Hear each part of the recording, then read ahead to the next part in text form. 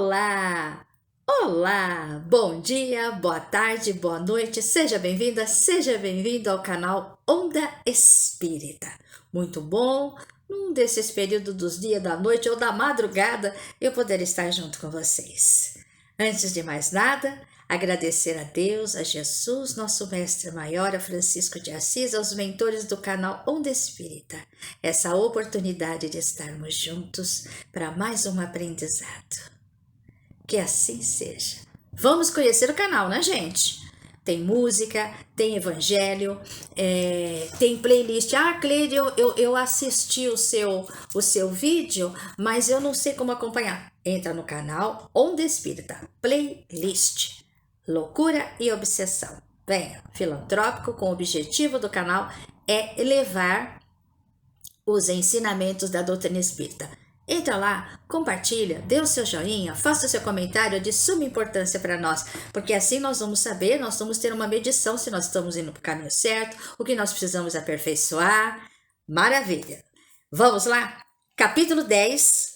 Hoje nós vamos falar sobre apontamentos adicionais. Terminamos o capítulo 9 sobre a explicação do senhor Felinto, que ele é o supervisor para os trabalhos que vamos assim, para desmanchar trabalhos negativos, onde ele nos explicou em duas partes o que é a corrente da magia branca e a corrente da magia negra, né? Digamos assim. Então, as explicações dadas nesse inteirinho em que o Dr. Bezerra de Menezes e Filomeno estão caminhando para um novo trabalho, surge uns apontamentos que Dr. Bezerra, percebendo a agitação do senhor Filomeno, vai conversar com ele sobre tudo o que aconteceu até agora. Então vamos lá? Dr. Bezerra inicia a conversa diante das agitações íntimas de Filomeno. A viagem evolutiva, lembra, é uma estrada quilométrica com diversas vias secundárias que aumentam a distância em relação ao destino. Pode ser percorrido sem paradas ou por estágios. Gente, Dr. Bezerra é um poeta e pedagogo, não é? A meta será fatalmente alcançada, embora cada viajante seja facultado, ou seja permitido a ele fazê-lo com maior ou menor rapidez. Cada percurso é permitido a renovação de força ou aumento de tensão emocional, olha a tensão aí, que o interesse individual elege como de preferência. É nós, como aquele grande cantor da MPB, depende de nós. Dr. Bezerra destaca que os espíritos, portanto, avançam conforme as motivações que os estimulam. São inúmeros, utilizam vários meios para o crescimento, incontáveis os que demoram prazerosamente nas faixas mais grosseiras do processo do desenvolvimento, ou seja, sua livre escolha. De repente, aonde eu estou ali, em todas as convenções para a prática do mal, se eu estou me sentindo bem, eu vou continuar ali. Mas a divindade, o sopro de amor de Deus nunca desiste.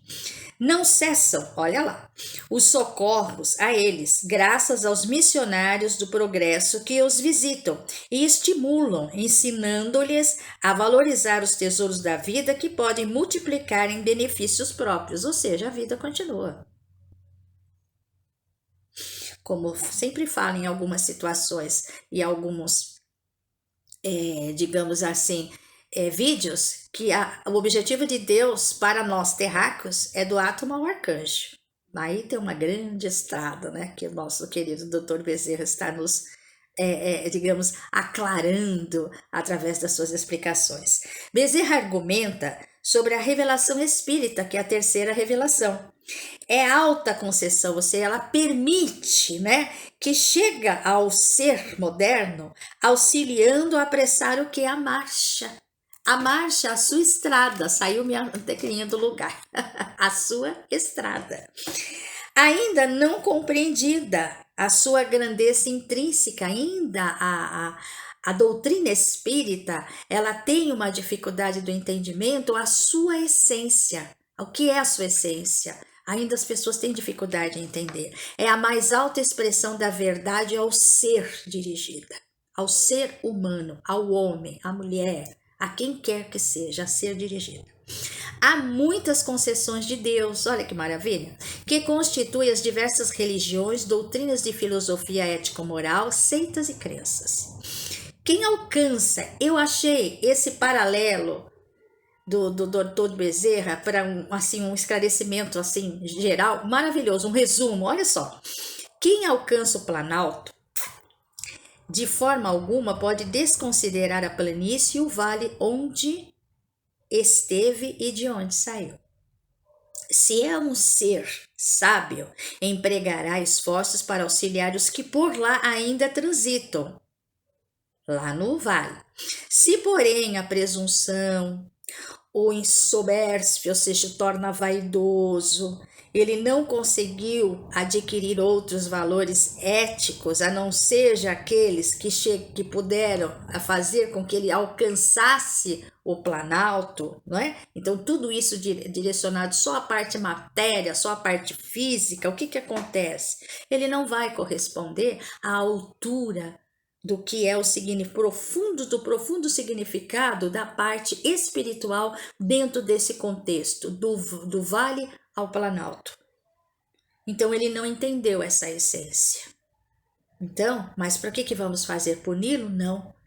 Ele vai recomeçar. É onde nós temos a nossa reencarnação. Até descobrirmos que o que nós podemos ajudar, aqueles que nos ajudaram, não só eles, mas poder o quê?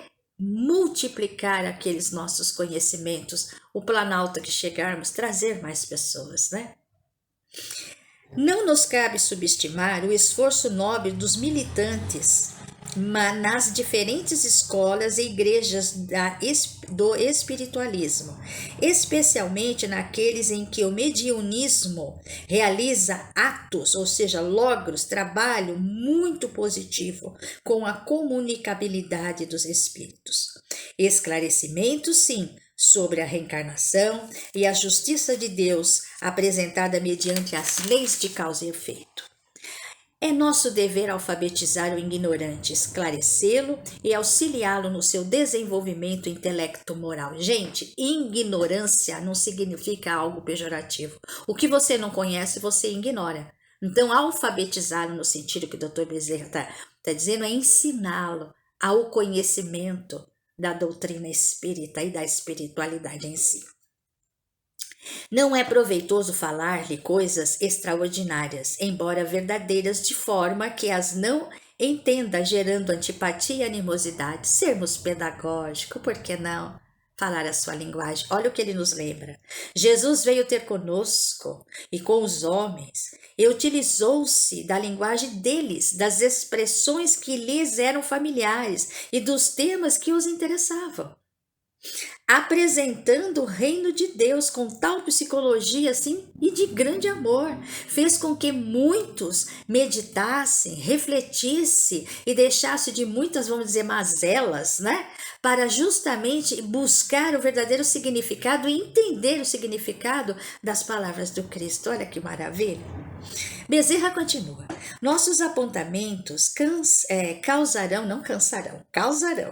surpresa e até desagrado, senão acirrado combate e acusações descabidas por parte de companheiros muito ortodoxos e que se consideram defensores da verdade, achando que sem eles a sua ação à verdade correria sérios perigos, não se dando conta de que tal atitude empresta aos que defendem uma fragilidade e inconsistência muito graves, aqueles que querem que realmente se fragilize todo o movimento espírita, do conhecimento, da grandiosidade, da reencarnação, de como podemos auxiliar tanto encarnados como desencarnados. Então, esse combate, nós somos energia, nós somos vibrações, fragiliza esse trabalho. Queira-se ou não, os fatos são imbatíveis. Olha só, queira-se ou não, só pode se fragilizar, mas não são imbatíveis. E eles aí sucedem, chamando a atenção e criando raízes. Ignorá-los, por presunção, não os anula, Faz-se necessário conhecê-los, penetrando na sua gênese e retirando deles o melhor, como preceituava o apóstolo. Ele fala de Tiago, gente, olha que maravilha. Ele fala de Tiago, que Tiago dizia: examinai tudo e retende o que é bom. Retender é guardar. Guarda para si o que é bom. Conheça-se tudo. É maravilhoso a gente conhecer tudo e guardar o que é bom. Nesta faixa de evolução, na qual transitam bilhões de espíritos, todo o empenho deve ser dirigido no sentido de auxiliá-los, entendendo-lhes a situação e ajudando-os a crescer conforme, por sua vez, fazem conosco os mentores da humanidade. Que maravilha, né? Tudo ao seu tempo, tudo de acordo com a sua evolução, tudo de acordo com aquilo que você possa entender. Olha que maravilha. E aqui ele disse assim, o querido Filomeno. O amigo silenciou um pouco e continuou. Ele diz, que é o Dr. Bezerra. Enquanto se discute em técnicas de socorro, gente, Bezerra não dá para interpretar. A gente tem que falar, porque são palavras maravilhosas para entendimento. Então ele diz, enquanto se discutem técnicas de socorro, o auxílio chega atrasado. São tantos os sofrimentos que graçam e de tão variada gênese, que na falta de atendimento específico, toda contribuição se os minimiza e libera, é de alto valor e muito proveitosa. Em nossa esfera de ação não ocorrem milagres, que os não existem, apenas porque a morte nos desvestiu do corpo de carne. Os hábitos e crenças arraigados permanecem, reunindo os indivíduos em grupos e ideologias afins, qual sucede na área dos idiomas, com aqueles que atravessam o portal da morte sem treino mental.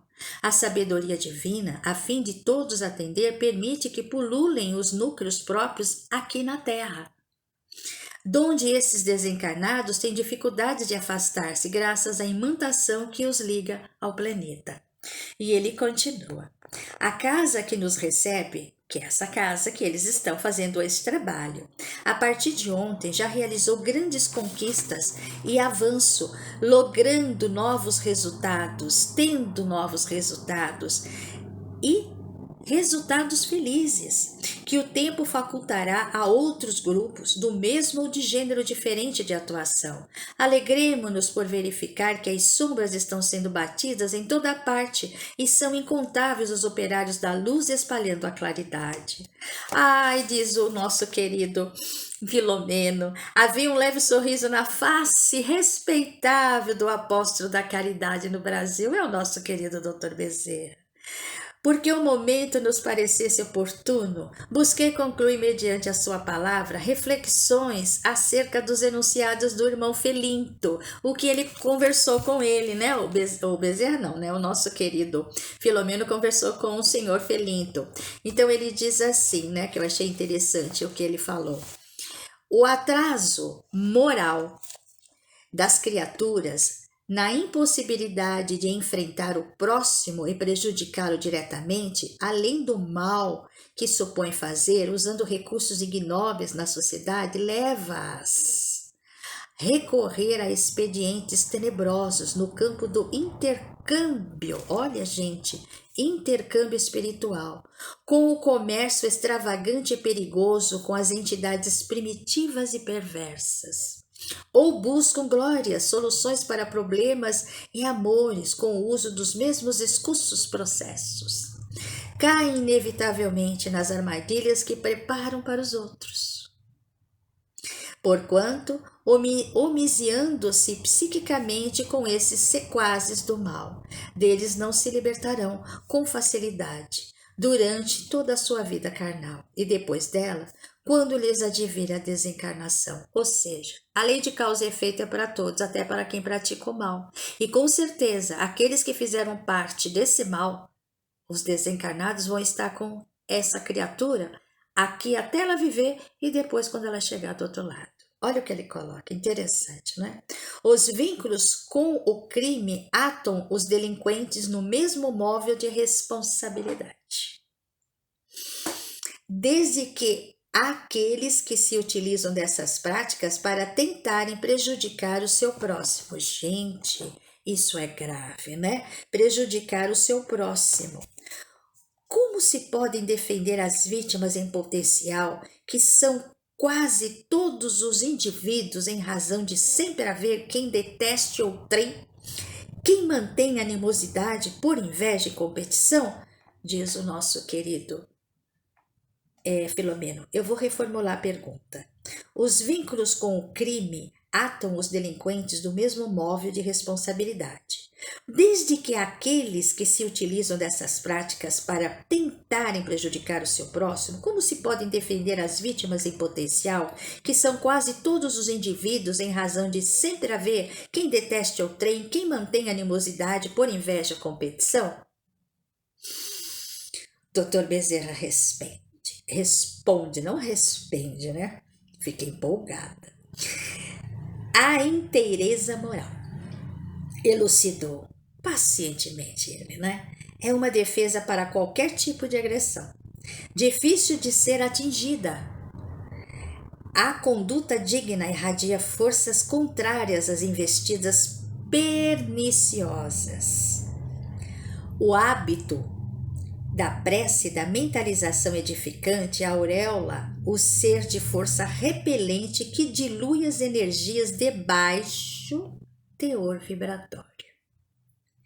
A prática do bem fortalece os centros vitais do perispírito, que rechaça, ou seja, que ele se desfaz. Mediante a exteriorização de suas moléculas, qualquer petardo portador de carga danosa. Então, se você está bem alimentado espiritualmente, moralmente, de bons sentimentos, de bom pensamento, seu próprio perispírito, aquilo vai bater em você, vamos trocar em miúdos, e não vai te atingir, ok? Conhecimento das leis da vida reveste o homem de paz, leis naturais e leis divinas, livro dos espíritos, né? Levando-o a pensar nas questões superiores sem campo de sintonia para com as ondas carregadas de paixões e vulgaridade. À medida que você conhece as leis, você pratica, você se conhece intimamente, você busca a sua paz, você busca a sua boa conduta, a sua boa ação, com certeza essas situações elas podem até vir, mas você não vai aderir. Para ver. Isto quer significar, voltei a inquirir, isso é Filomeno, que todos aqueles que não possuem esses requisitos estão sujeitos a sofrer esses trabalhos que os alcançariam? Ponto de interrogação. Meu amigo, referiu-se com jovialidade.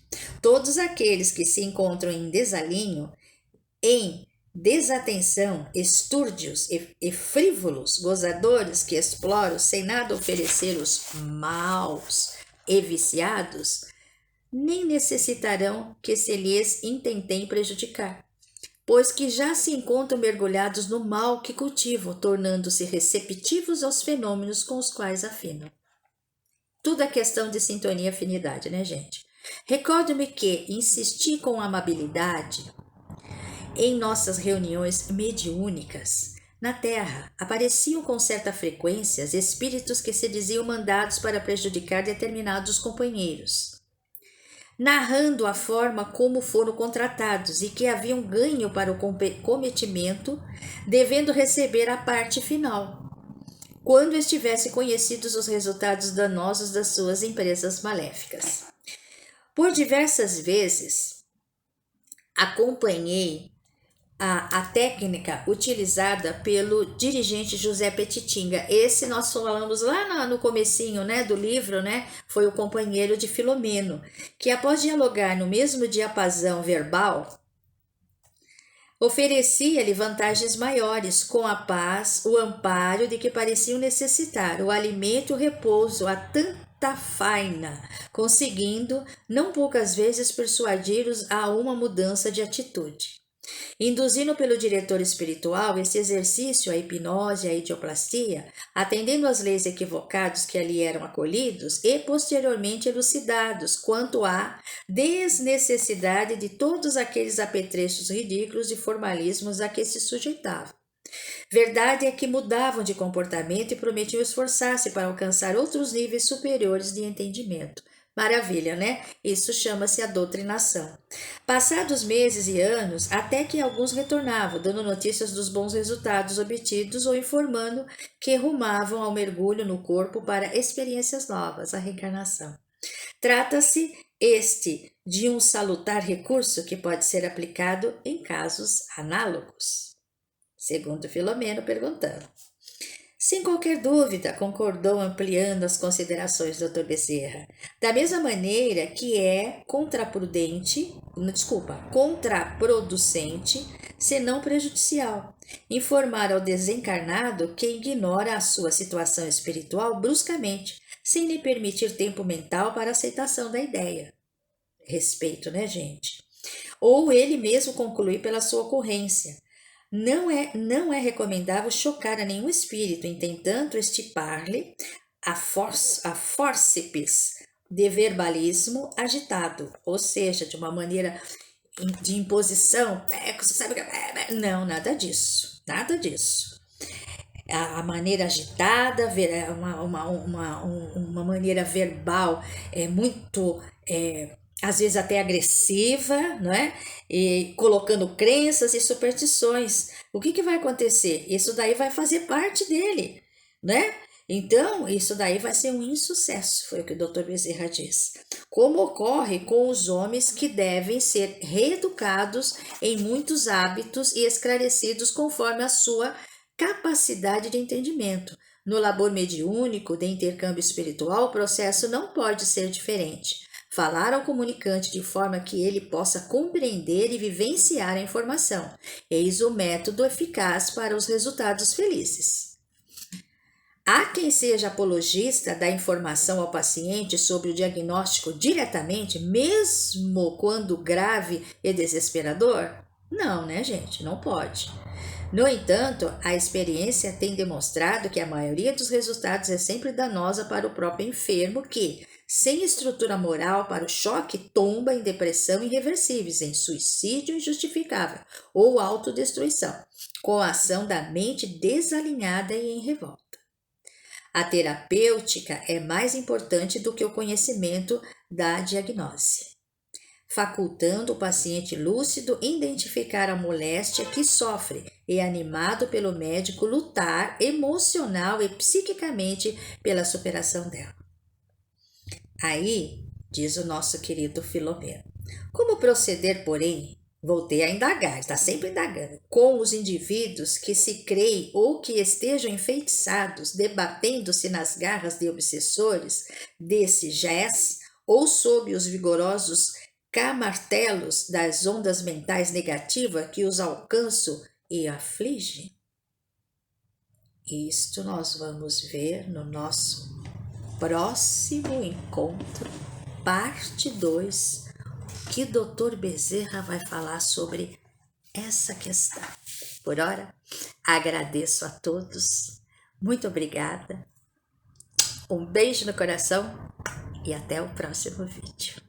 Que a paz de Jesus esteja com todos. Que assim seja.